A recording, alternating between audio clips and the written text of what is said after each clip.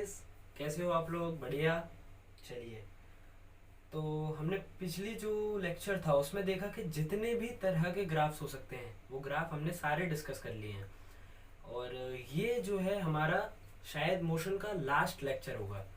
इसमें हम लोग अपना क्या कहते हैं, जो मोशन अंडर ग्रेविटी है वो पूरा डिस्कस करेंगे। और इसके साथ एक additional topic, uniform circular motion, जिसे आप लोग यूसीएम के नाम से जानते होंगे, उसको डिस्कस करते हैं। तो चलिए स्टार्ट करते हैं हम लोग। Motion under gravity.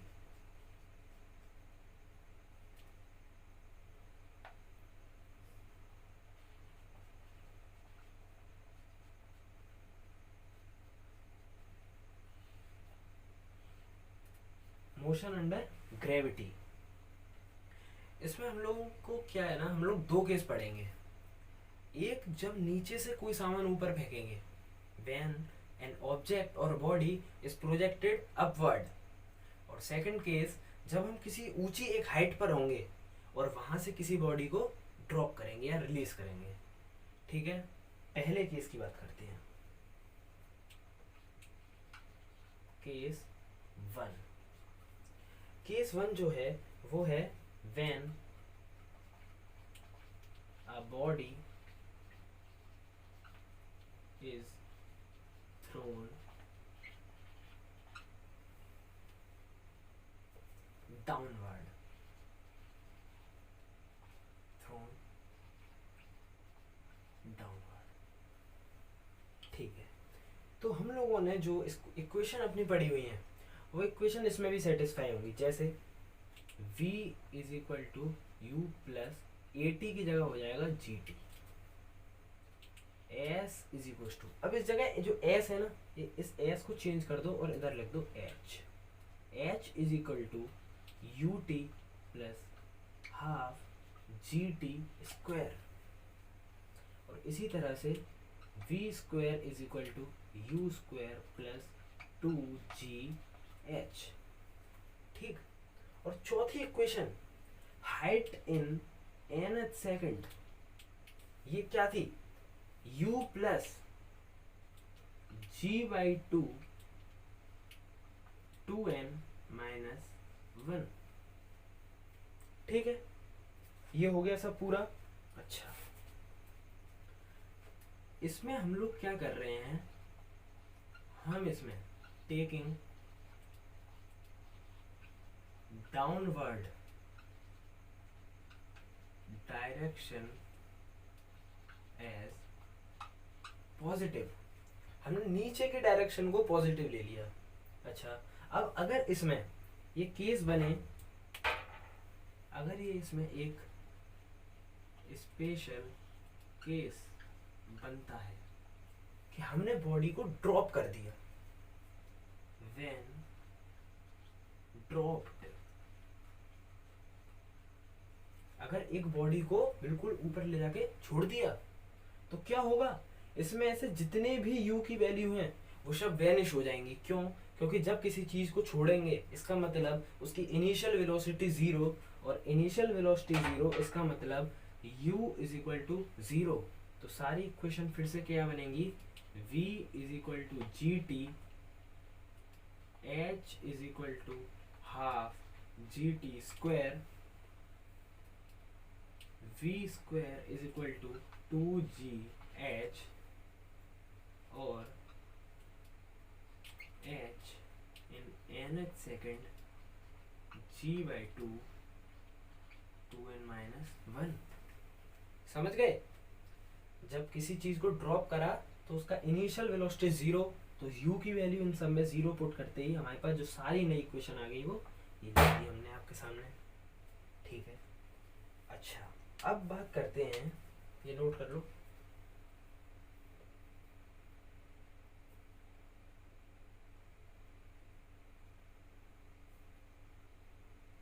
हो गया? चलिए,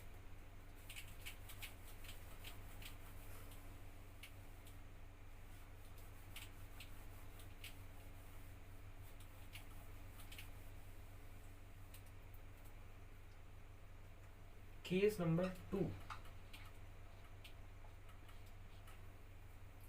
केस नंबर 2 क्या है? व्हेन बॉडी थ्रोन अपवर्ड,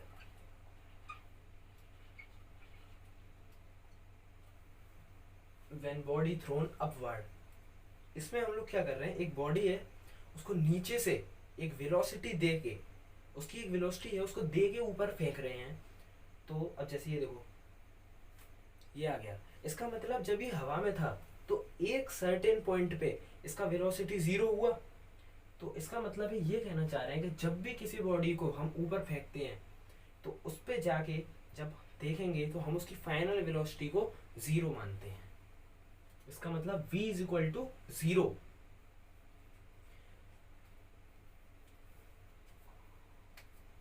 तो इसमें इक्वेशन क्या बनेगी? v is equal to u minus g t, v is equal to u minus g t. क्यों? क्योंकि अब हमने इसमें नीचे वाली डायरेक्शन को नेगेटिव ले लिया। Taking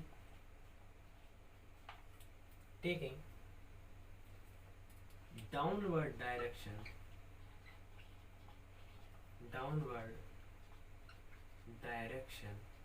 as negative. ठीक है। अच्छा, दूसरी equation h is equal to u t minus half g t square. तीसरी equation v square is equal to u square minus 2g h for h in nth second u minus g by 2 2n minus 1। ठीक है, ये चारों question समझ में आ गई। अब हमने इसमें नीचे वाली डायरेक्शन को नेगेटिव माना, इसलिए हर जगह जहां पिछली वाली इक्वेशन में प्लस था उस समय हमने माइनस कर दिया, बस सिंपल। ठीक है। अच्छा, अब बात करते हैं maximum height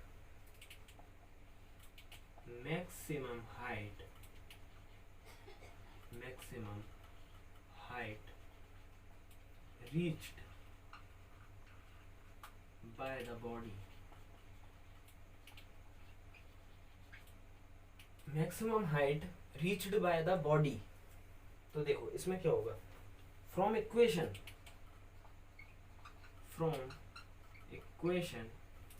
v square is equal to u square minus 2gh। Maximum height हमको निकालना है। ठीक है, तो क्या करेंगे, जब मैंने अभी आपको बताया कि जब कोई बॉडी मैक्सिमम हाइट पे होगी तो उसका जो v है वो 0 हो जाएगा। इसका मतलब जो u स्क्वायर है वो बराबर हो जाएगा 2gh के। तो यहाँ से जो h मैक्स आएगा वो आएगा u स्क्वायर अपॉन 2g। डिब्बे में पैक कर लो। ठीक है, पहला फॉर्मूला आ चुका, नोट करो।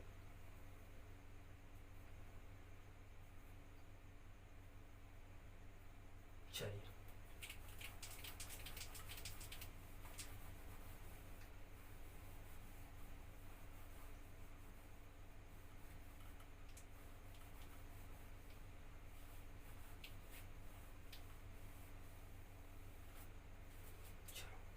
अब बात करते हैं टाइम ऑफ एसेंट की, जिसको हम t और नीचे a ऐसे रिप्रेजेंट करेंगे। टाइम ऑफ एसेंट मतलब एक जर्नी में नीचे से लेके ऊपर तक जाने वाला समय, वो हो जाएगा टाइम ऑफ एसेंट। ठीक है, लिख लेते हैं इसको। इसका मतलब ये है time taken by a body when thrown upward to reach max height,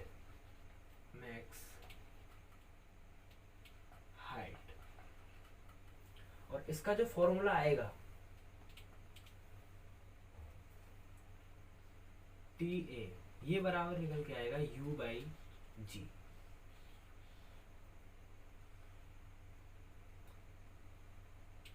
जी। ठीक है, ठीक। अब बात करते हैं time of descent,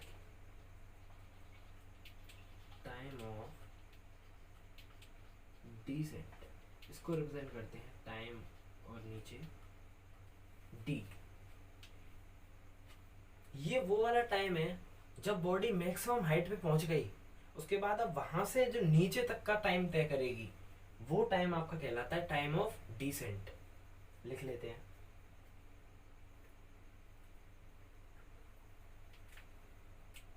time taken by a free falling body to reach the ground,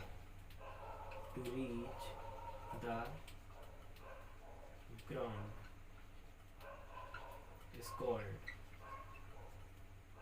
time of descent। ठीक है, बॉडी नीचे से ऊपर तक गई, यहां से लेके मैक्सिमम हाइट तक का time of accent. Time of accent पे जब जो टाइम बॉडी वहां पर होगी वो मैक्सिमम हाइट पे होगी। अब मैक्सिमम हाइट पे होके जो v है वो 0 हो जाएगी। अगर हम वहां से मोशन का दूसरा सिरा स्टार्ट करें तो जो वहां की v है वो उसके लिए u की वैल्यू 0, और जब u की वैल्यू 0 हो जाती है तो उसको कहते हैं फ्री फॉल, यानी कि फ्री फॉलिंग बॉडी वहां से नीचे गिरेगी, और नीचे गिरने से लेके जो ग्राउंड तक वो समय तय करेगी उसको कहते हैं टाइम ऑफ डिसेंट।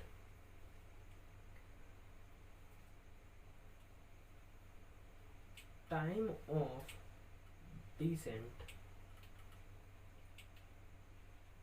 ये आता है √2h/g से। ठीक है, लेकिन वहीं हमको पता है कि h क्या होता है। h होता है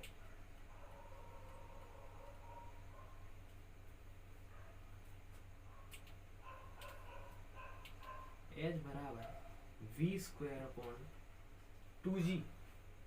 इस h की वैल्यू इसमें डाल दो, 2 × v²/2g × g, ये अंडर रूट में 2 से 2 मर गया, इसका मतलब अंडर रूट में v²/g², और ये निकल के आता है v/g। लेकिन हमको पता है कि जो u है वो v के बराबर होगा, वो v के बराबर। क्यों? क्योंकि वहां पे जाके जो हमारा v था उसको हमने u ट्रीट करा। इसका मतलब हम इसमें u वैल्यू पुट कर देंगे तो ये बन जाएगा u/g। ये क्या हो गया सर? ये तो u/g और u/g, टाइम ऑफ एसेंट और टाइम ऑफ डिसेंट, ये तो दोनों बराबर आ गए। तो हाँ, ये ही होता है, किसी भी बॉडी को जब हम ऊपर फेंकते हैं तो यहाँ से लेके मैक्स पॉइंट तक का टाइम और वहां से लेके ग्राउंड तक का टाइम वो बराबर होगा। यानी कि time of ascent is equal to time of descent. Very important. ठीक है, time of ascent is equal to time of descent. चलो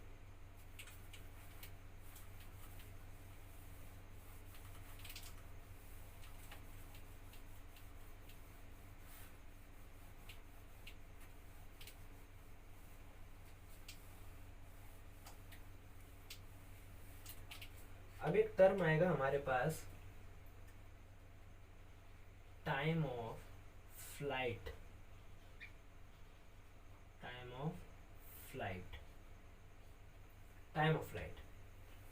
तो टाइम ऑफ फ्लाइट क्या होता है ना?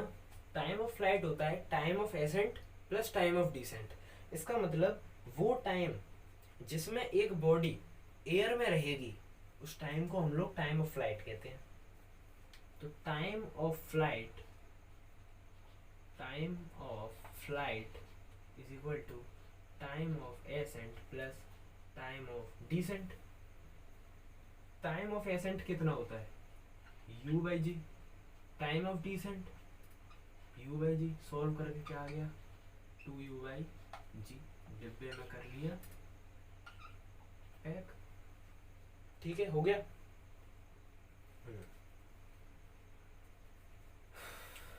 चलो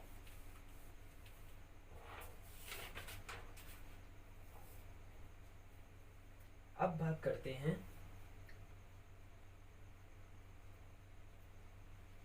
वेलोसिटी ऑन रीचिंग ग्राउंड। कि जब एक बॉडी ग्राउंड पे पहुंचेगी तो उसकी वेलोसिटी कितनी होगी वो इससे पता चल जाएगी अभी। तो हमको पता है जब बॉडी ड्रॉप होती है, व्हेन ड्रॉप्ड, तो u बराबर हो जाता है 0 के। u बराबर 0। और फाइनल वेलोसिटी कितनी होगी है, मान लो let final velocity is equal to v। तो v square minus u square बराबर 2gh। ठीक है, u की वैल्यू 0 मतलब वेनिश पूरा, और v स्क्वायर बराबर 2gh। तो v बराबर 2gh का अंडर रूट। एक और फॉर्मूला आ गया, इसको भी डिब्बे में पैक कर लो अच्छे से, जैसे मैं डिब्बे में पैक कर रहा हूँ ना, बिल्कुल नोट्स में डिब्बे में पैक कर लेना, बहुत ज्यादा इंपॉर्टेंट है, डायरेक्ट सवाल बनते हैं इनसे। ठीक है, अच्छा अब एक बात करते हैं स्पेशल केस की। अब बात करते हैं एक स्पेशल केस। स्पेशल केस क्या होगा, when body projected upward from an tower.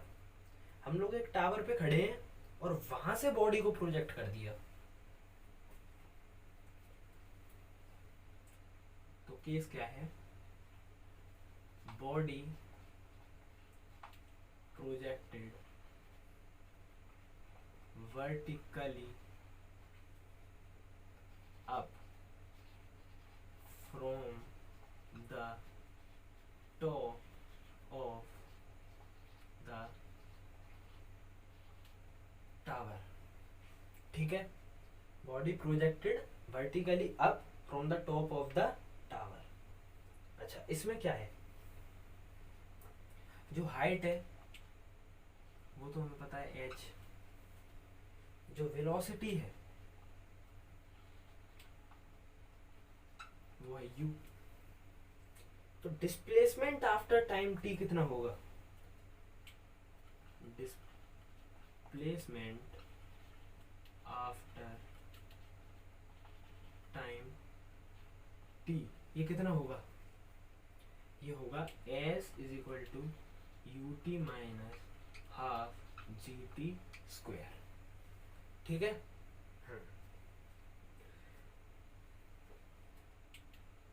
Velocity after time t ये कितनी होगी, वेलोसिटी आफ्टर टाइम t ये होगी v is equal to u minus gt। ठीक है, अच्छा और velocity on reaching ground, velocity on reaching ground, velocity on reaching ground ये होगी अंडर रूट में u स्क्वायर प्लस 2gh। ठीक है, अच्छा last maximum height, max height above the ground, max height above the ground। ये क्या होगा, max height above the ground, ये होगा h plus u square upon 2g। ठीक है, सारे के सारे चारों इंपॉर्टेंट फॉर्मूले याद रखना। चलिए, तो इसके साथ जो ग्रेविटी वाला पार्ट है हमारा, मोशन अंडर ग्रेविटी, वो तो कंप्लीट हो चुका। अब बात करते हैं कि एडिशनल टॉपिक यूसीएम। चलो यूसीएम जल्दी।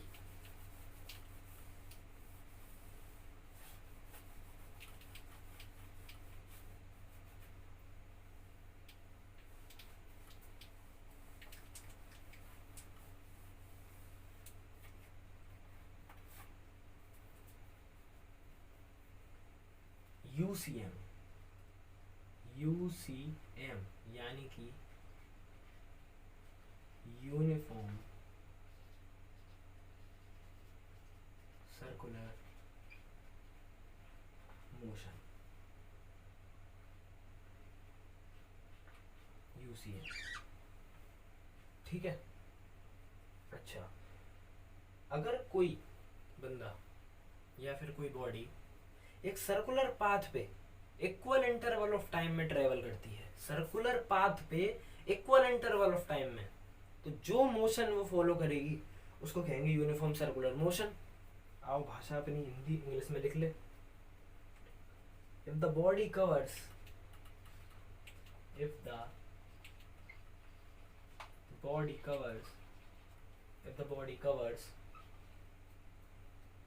equal distance, equal distance along the circumference of the circle, along the circumference of the circle in equal interval of time, in equal interval of time, then the motion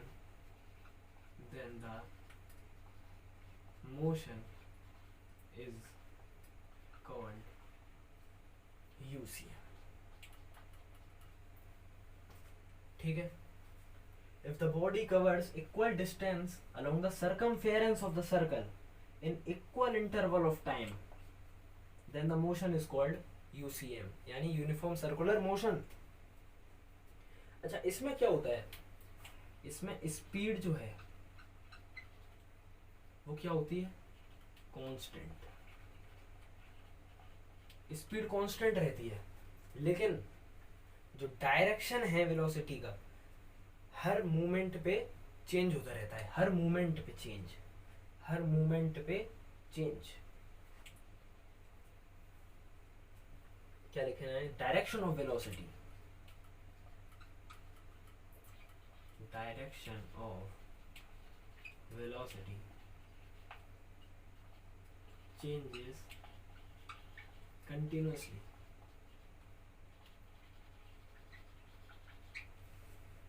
direction of velocity changes continuously. अब कुछ terms आएंगे, उनकी बात करते हैं। Angular position, angular position, angular position,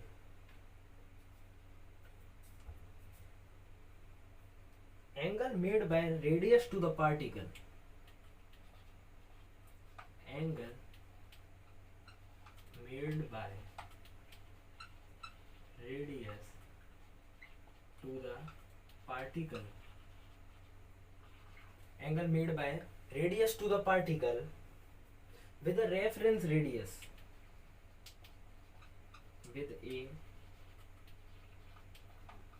reference radius, with a reference radius is known as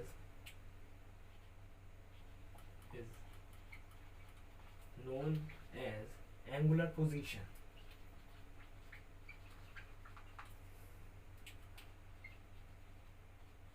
is known as angular position. चलो diagram से समझाते हैं। ये एक डायग्राम बनाया, ये इसका रेडियस और सेंटर बना दिया, ठीक है। अच्छा ये मानो ए है और ये है बी, ठीक। और इसके बीच में ये जो एंगल है, ये एंगल है थीटा, ठीक है। ये एंगल है थीटा और ये जो रेडियस है ये है आपकी रेफरेंस रेडियस। तो जो एंगल रेडियस बना रही है, रेफरेंस रेडियस, उसको कहते हैं एंगुलर पोजीशन, ठीक है। अब बात करते हैं एंगुलर डिस्प्लेसमेंट की।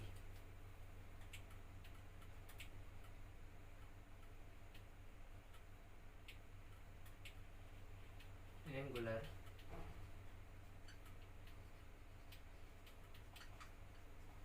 डिस्प्लेसमेंट, एंगुलर डिस्प्लेसमेंट क्या होता है? Angle traced out by the displacement vector, angle traced out by the angle traced out by the displacement नहीं, radius vector, angle traced out by the radius vector, by the radius vector, angle traced out by the radius vector at the axis of the circle, axis of the circle at a given time, at a given time, ठीक है, ठीक। अच्छा अब बात करते हैं, इसको figure से समझाएं, इसको फिगर से समझाएं। चलो ये है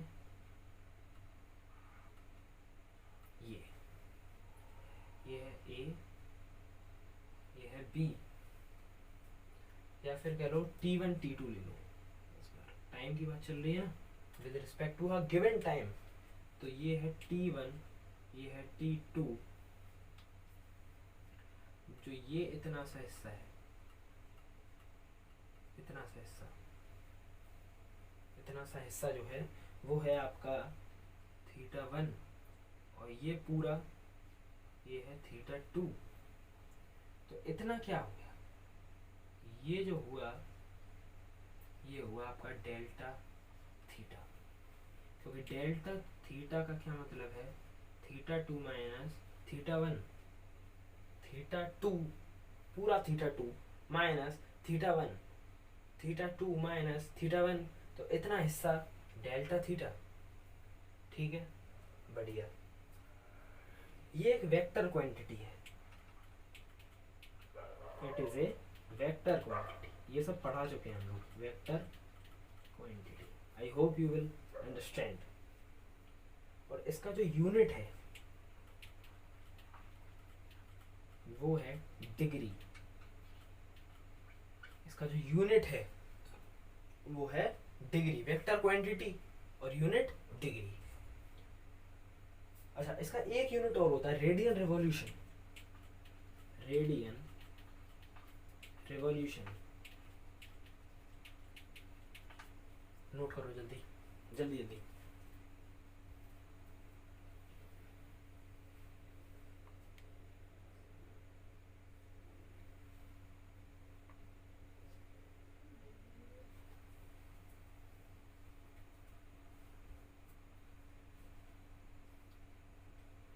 हो गया, चलो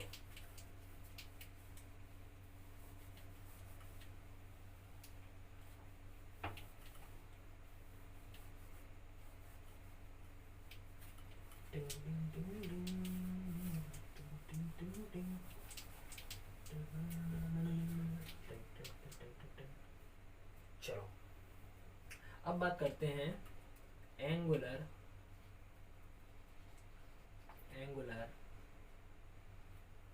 वेलोसिटी की। एंगुलर वेलोसिटी कुछ नहीं, देखो, rate of change of angular displacement is known as angular velocity. देखो जल्दी देखो, rate of change of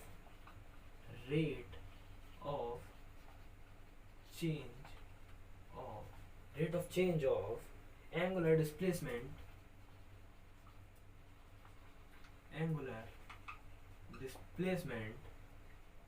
is known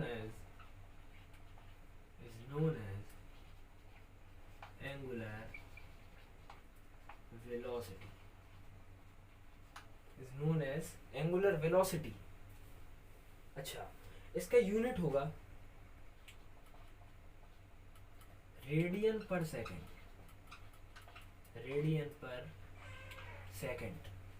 इसका यूनिट होगा रेडियन पर सेकंड, ठीक है। या फिर हम इसको कैसे, और इसका यूनिट है रोटेशन पर minute.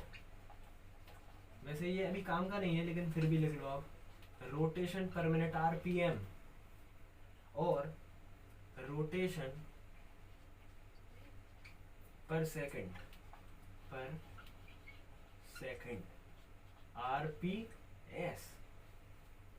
RPS.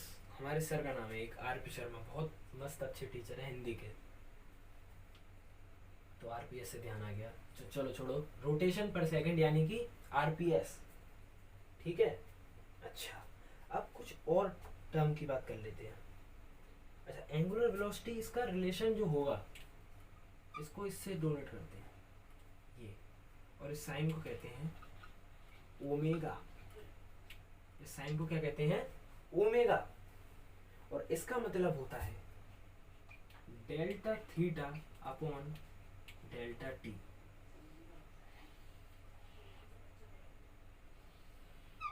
Delta theta upon delta T, ठीक है। अब बात करते हैं टाइम पीरियड की। टाइम पीरियड, ये सब तो यार सुना होगा तुम लोगों ने पहले। टाइम पीरियड क्या होता है? Time taken by the particle to complete one revolution.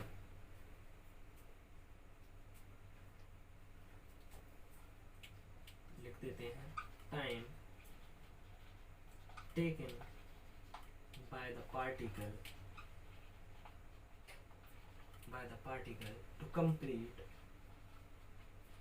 to complete one revolution। Time taken by the particle to complete one revolution।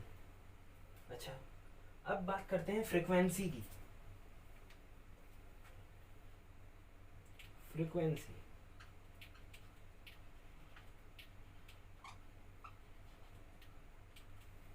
Number of revolutions. अच्छा, टाइम पीरियड में क्या है? एक रिवॉल्यूशन का जो टाइम है वो टेकन, ठीक है। फ्रीक्वेंसी का मतलब एक यूनिट में कितने रिवॉल्यूशन हुए, वो हो गया फ्रीक्वेंसी। चलो लिखते हैं, number of revolutions in its circular path per unit time। ये बहुत जरूरी है, पर यूनिट टाइम। अच्छा, इन दोनों में रिलेशन भी होता है। इन दोनों में रिलेशन कैसे होता है?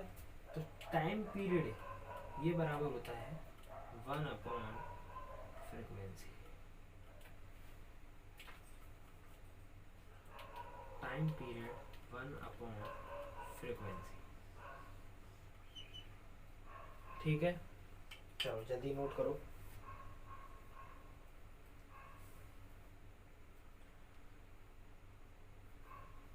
इसकी यूनिट होती है फ्रीक्वेंसी की,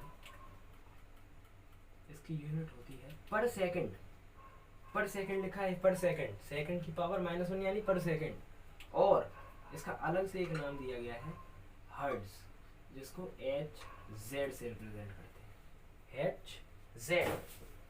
ठीक है। अच्छा, अभी लास्ट एक और बात, रिलेशन बिटवीन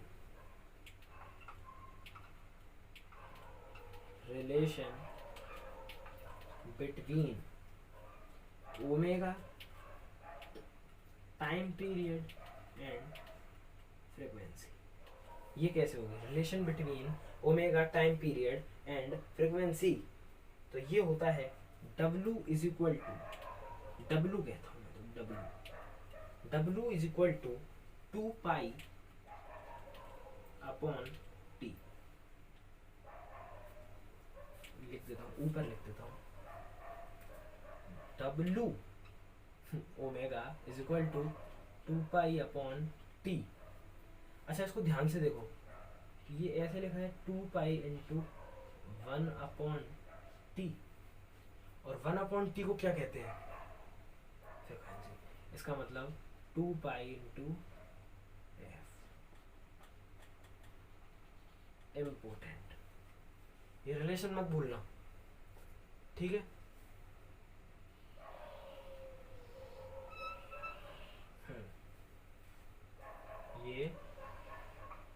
ये हो गया।